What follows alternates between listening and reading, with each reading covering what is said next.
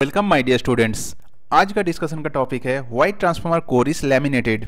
इस प्लेलिस्ट में जो 12 क्वेश्चन हम लोग डिस्कस कर रहे हैं उसमें 6 क्वेश्चन कवर हो चुका है और आज का क्वेश्चन बहुत ही इंटरेस्टिंग है। देखो, ट्रांसफार्मर कोर लैमिनेटेड क्यों होता है। अगर एक सेंटेंस में इसका आंसर चाहते हो then the answer is eddy current loss को कम करने के लिए। And if you are satisfied with this much answer you may stop the video here. लेकिन अगर तुमको ये कॉन्सेप्ट को बहुत अच्छे से जानना है और इंटरव्यू में एक अच्छा इंप्रेशन क्रिएट करना है, आगे देखते रहो ये क्वेश्चन कितना इंटरेस्टिंग है। अगर ट्रांसफार्मर के अंदर जो कोर रहता है उसका एक छोटा सा पोर्शन को देखते हो तो कोर के थ्रू मैग्नेटिक फ्लक्स पास करता है और जैसे ही कोर के थ्रू फ्लक्स पास करता है ना, कोर में कुछ सर्कुलर करंट्स जनरेट हो जाता है और इसी सर्कुलर करंट्स को एडी करंट कहा जाता है। अब सवाल है ये एडी करंट कोर में जनरेट एक्चुअली होता क्यों है और इसी एडी करंट के वजह से इतना कुछ अरेंजमेंट करना पड़ता है। एक्चुअली इसी एडी करंट के वजह से ट्रांसफार्मर कोर को लैमिनेटेड करना पड़ता है। तो पहले हम लोग को समझना चाहिए ये कोर में एडी करंट आया क्यों, और इस कॉन्सेप्ट को समझने के बाद देखेंगे अगर ट्रांसफार्मर कोर को ऐसे छोटे छोटे प्लेट्स में डिवाइड कर दिया जाए तो देखा जाता है एडी करंट लॉस घट जाता है। सो ये फर्स्ट पॉइंट समझने के बाद हम लोग समझेंगे लैमिनेटेड कोर यूज करने से एडी करंट लॉस घट कैसे जाता है। तो पहले समझ लो why eddy current is generated at core. अगर इस ट्रांसफार्मर कोर को 3D में देखोगे तो कुछ इस टाइप का दिखेगा, और अगर इस ट्रांसफार्मर कोर को इस पोर्शन को काट लेते हैं और अलग कर लेते हैं तो कुछ इस टाइप का आएगा शेप। अब कुछ देर के लिए इस टुकड़े को यहीं पे रहने देते हैं, इसके साथ बाद में एक्सपेरिमेंट किया जाएगा। पहले सोचो हम लोग ट्रांसफार्मर में कोर यूज क्यों करते हैं, कोर का फंक्शन क्या है। कोर का फंक्शन है मैग्नेटिक फ्लक्स को एक पाथ प्रोवाइड करना।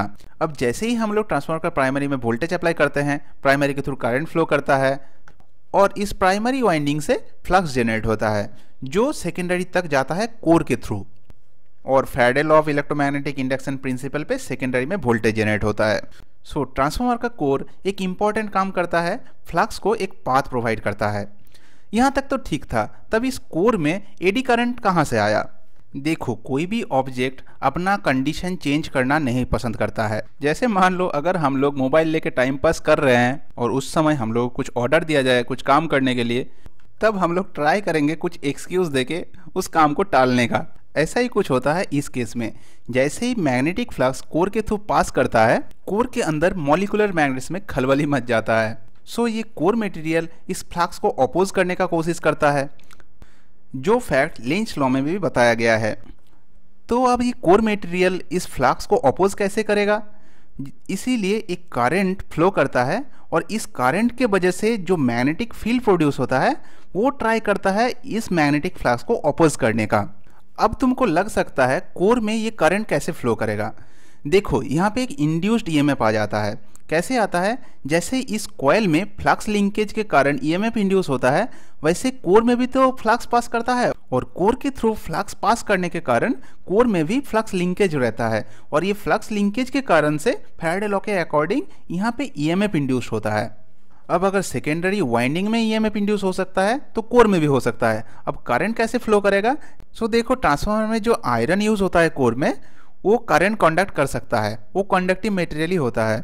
तो ईएमएफ इंड्यूस होने के कारण ये एडी करंट जनरेट होता है और ये एडी करंट जो मैग्नेटिक फील्ड प्रोड्यूस करता है वो मेन मैग्नेटिक फ्लक्स को अपोज करने का कोशिश करता है और लेंज लॉ में यही बताया गया है। So I hope eddy current core में आता कैसा है ये तुमको समझ आ गया है। यहाँ पे एक फानी फैक्ट है। देखो, कोर ये जो मेन फ्लक्स को अपोज करने का कोशिश करता है ये बेवकूफ़ी है, क्योंकि एडी करंट के थ्रू तुम इतना ज़्यादा मैग्नेटिक फ्लक्स प्रोड्यूस नहीं कर पाओगे कि इसको टोटली अपोज कर दोगे। उल्टा क्या होता है, कोर में ये एडी करंट फ्लो करने के कारण जो I2R लॉस होता है उसके लिए कोर गर्म हो जाता है। सो है ना ये बेवकूफ़ी। चलो अब आते हैं सेकेंड पॉइंट पे, लैमिनेटेड कोर एडी करंट को रिड्यूस कैसे करता है। ट्रांसफार्मर के कोर में एडी करंट लॉस को कम करने के लिए ट्रांसफार्मर कोर को ऐसे लैमिनेटेड किया जाता है। अब देखो ये लैमिनेशन का अरेंजमेंट कैसे रहता है। 2 थिन शीट के बीच में एक वार्निश का लेयर रहता है सो दैट ये 2 शीट इलेक्ट्रिकली इंसुलेटेड हो जाए। पहले ही हम लोग देखे हैं अगर ट्रांसफार्मर के कोर में सॉलिड आयरन पीस यूज किया जाए लैमिनेशन यूज ना करके तो एडी करंट इस तरीके से जनरेट होता है। अब इसी कोर मटेरियल को हम लोग 2 हिस्से में बांट लेते हैं। जिससे दो लैमिनेशन शीट्स बन जाएगा। और अब ये कोर मटेरियल जब मैग्नेटिक फ्लक्स को कैरी करेगा तब एडी करंट दो हिस्से में बढ़ जाएगा, क्योंकि ये दो पोर्शंस वर्निश के थ्रू इंसुलेटेड है और इसी से एडी करंट लॉस कम हो जाता है।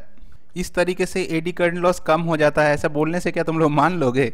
पता है नहीं मानोगे, एंड आई अप्रिशिएट दैट। तो चलो देखो एक्चुअली कम कैसे होता है। प्रैक्टिकली देखा जाता है अगर लैमिनेशंस यूज़ नहीं होता है तब अगर मान लो एडी करंट लॉस का अमाउंट EH है, तो जब हम लोग दो लैमिनेशन शीट यूज़ करेंगे तब एडी करंट लॉस का अमाउंट हो जाएगा EH/4। सो इस तरीके से अगर कोर में numbers of lamination sheets n है, एडी करंट लॉस का अमाउंट होगा EH/n²।